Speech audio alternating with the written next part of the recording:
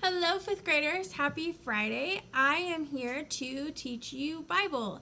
And today I'm just going to review what you are going to see on your Bible test today and just some reminders about your Bible test. So, your memory verse, don't forget you're not tested on, but just as a reminder, is Galatians 6:9, which says, "So let's not get tired of doing what is good. At just the right time, we will reap a harvest of blessing if we don't give up." Okay, meaning that we always want to strive to do good and bring glory to God's kingdom. So if you want to write on number one what that means to you, that's great, you can. Otherwise, just cross off number one because you don't have to worry about it. So, some things that we learned about Daniel, we learned that God gave the Israelites laws to live by.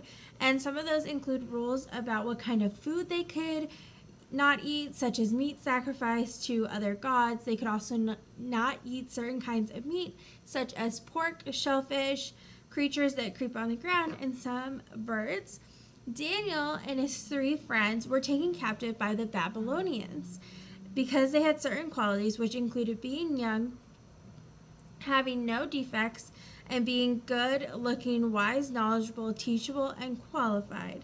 Okay, to obey God's law, Daniel made the decision not to eat the king's food and asked the king's officials for permission not to defile himself. That took great courage and resolve, and Daniel also showed wisdom in how he made the request. And resolve means the determination to maintain a firm decision, meaning that once you make a decision, you stay the course with that decision. And Daniel and his three friends showed courage, leadership, faithfulness, and resolve when they chose to remain obedient to God while submitting to their unbelieving captors. So the Babylonians they did not believe in the God that Daniel and his friends did. They believed in false gods.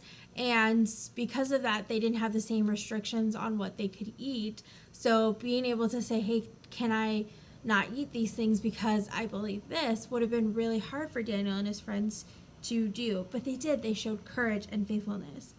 Blessings are not always material gifts. They are both temporal, which means earthly or worldly, and eternal. And although Daniel found himself in enemy land, he continued to trust God completely and worship him regardless of the circumstances. And God is omnipotent and omniscient. He revealed to Daniel the interpretation of King Nebuchadnezzar's dream about a statue. Remember that Daniel was given this great ability to understand dreams, and he was given that gift from God, and he was able to interpret King Nebuchadnezzar's dream. And remember that the word interpret means to explain the meaning of something. And a revelation is the giving or receiving of previously hidden knowledge. And the parts of the statue represented 4 earthly kingdoms that would rule in and around the Middle East. King Belshazzar and his guests drank from vessels stolen from God's temple. This was blasphemy, which means great disrespect shown to God. At this feast, a hand appeared and wrote, Min Tekel Haparshin on the wall. Daniel interpreted the words to mean that God had numbered the days of Belshazzar's reign. The king had been weighed and found wanting, and his kingdom was going to be divided. The Old Testament is mainly written in Hebrew, not Greek. Hebrew. Okay, the book of Daniel was written in Hebrew and in Aramaic. Okay, the acronym PACT, P-A-C-T, means praise, ask, confess, and think. And Daniel's prayer to God included the components praise, ask, and confess. When a person praises God and confesses sin, it reveals a humble spirit. Daniel's prayer for his people demonstrated his intimate relationship with God and his love and care for God's people. And Daniel showed that God blesses and uses faithful, obedient people. And in any given situation, it is a person's relationship with God that will sustain him or her.